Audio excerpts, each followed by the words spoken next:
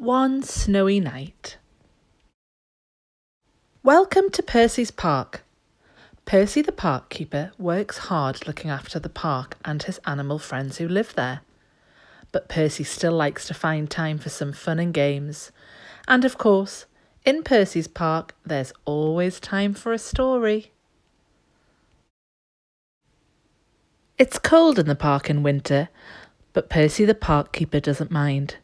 He puts on his warm coat and his big scarf and wears 2 pairs of woolly socks inside his Wellington boots. Percy likes to be out in the fresh air. In the middle of the park there is a little hut. This is where Percy lives. When it gets too cold to be outside, Percy goes into his hut where it's cosy and warm. The animals who live in the park all know Percy's hut. Every day he shares his lunch with them. One winter's night it was so cold it began to snow.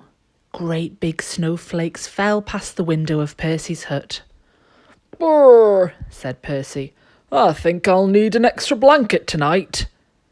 He made himself some hot cocoa and got ready for bed. Suddenly, Percy heard a tapping sound. There was somebody at the door. "Now who can that be at this time of night?" thought Percy. He went to the door and looked out. There on the step was a squirrel. It looked very cold and miserable. "I can't get to sleep, Percy," said the squirrel. "My bed is full of snow." "Oh dear," said Percy. "Never mind, I've got plenty of room for 2. The squirrel snuggled down next to Percy and soon began to feel warm. It was the door again. "Now who can that be?" thought Percy. Standing outside were 2 shivering rabbits.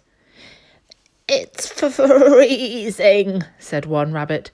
"We're frozen," said the other.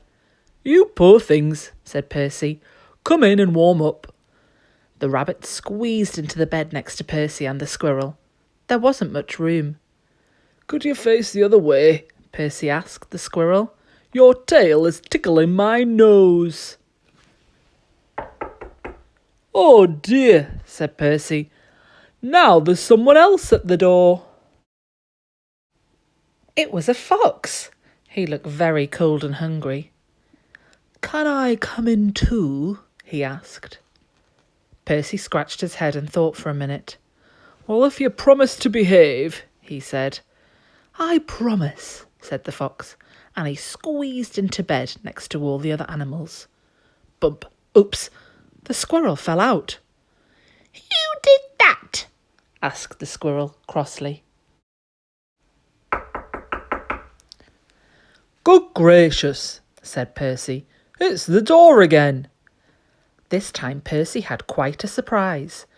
There on the step was a badger, 2 ducks, a hedgehog, and a whole family of mice.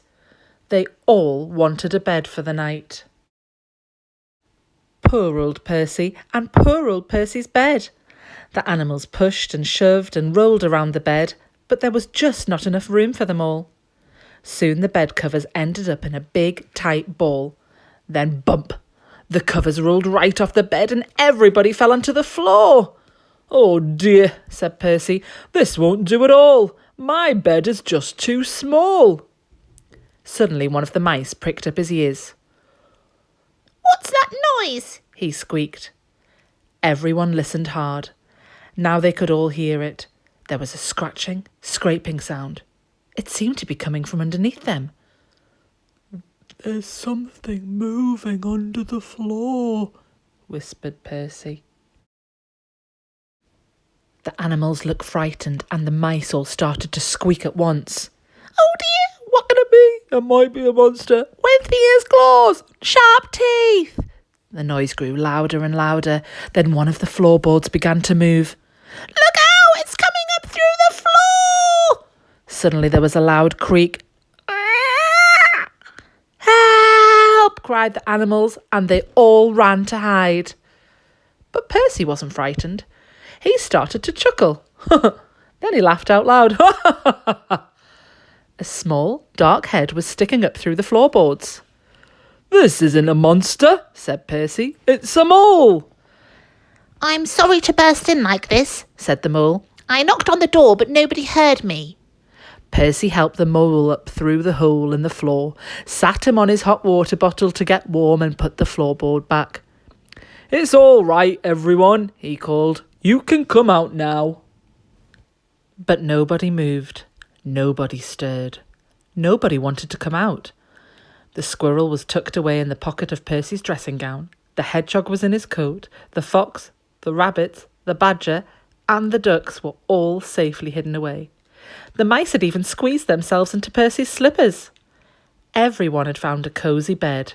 Well, I never, said Percy. Percy yawned and snuggled down in his own bed once again. That's better. Now I've got plenty of room, he said, and a little to spare for a mole.